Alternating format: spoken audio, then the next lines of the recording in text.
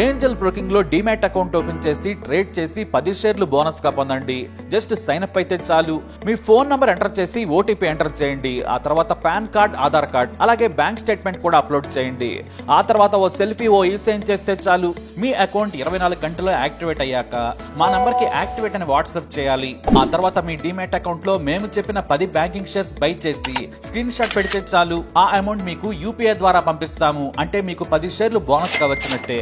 ఆ తర్వాత మీరు ఆ షేర్స్ ని సెల్ చేసుకుంటారో ఇన్వెస్ట్ చేసుకుంటారో మీ ఇష్టం. డిస్క్రిప్షన్ లో ఉన్న లింక్ ద్వారా మాత్రమే మీకు ఈ బోనస్ షేర్లు వస్తాయన్నది మాత్రం గుర్తుపెట్టుకోండి.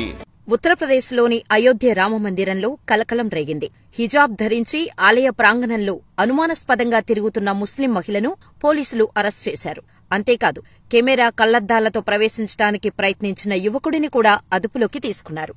ఈ ఘటన శుక్రవారం మధ్యాహ్నం చోటు చేసుకుంది. భద్రతా సిబ్బంది అప్రమత్తంగా వ్యవహరించడంతో ఈ సంఘటన వెలుగులోకి వచ్చింది. రామమందిరంలోకి ప్రవేశించిన ముస్లిం మహిళ తన ముఖానికి నీలిరంగు వస్త్రం కట్టుకుంది.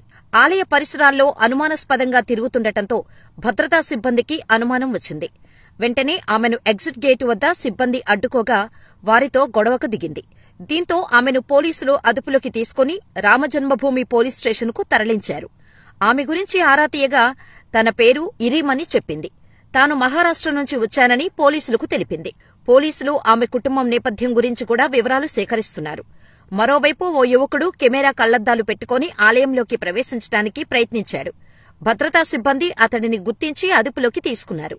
విచారణ కోసం అతడిని కూడా పోలీస్ స్టేషన్కు తరలించారు. పోలీసులు ఈ ఘటనపై కూడా విచారణ సాగిస్తున్నారు. ఈ ఏడాది జనవరిలోనూ గుజరాత్కు చెందిన ఓ యువకుడు ఇలాగే కెమెరా కళ్లద్దాలతో ఆలయంలోకి ప్రవేశించిన విషయం తెలిసిందే.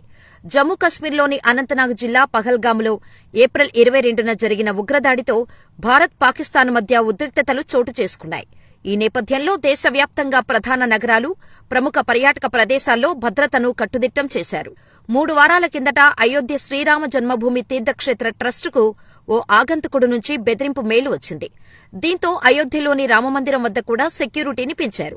సీఆర్పీఎఫ్, ఏటీఎస్, యూపీ పోలీసులు సంయుక్తంగా భద్రతా చర్యలను అమలు చేస్తున్నారు. డ్రోన్ జామర్ వ్యవస్థలు, సీసీటీవీ కెమెరాలను ఉపయోగించి భద్రతను పర్యవేక్షిస్తున్నారు. అనుమానాస్పద కదలికలపై నిఘా పెంచిన భద్రతా సిబ్బంది ప్రతి ఒక్క భక్తుణ్ణి క్షుణ్ణంగా తనిఖీ చేస్తున్నారు. ఈ క్రమంలోనే ముస్లిం మహిళ కెమెరా కళ్లద్దాలతో ఆలయంలోకి వెళ్లడానికి ప్రయత్నించిన యువకుడి వ్యవహారం వెలుగులోకి వచ్చింది.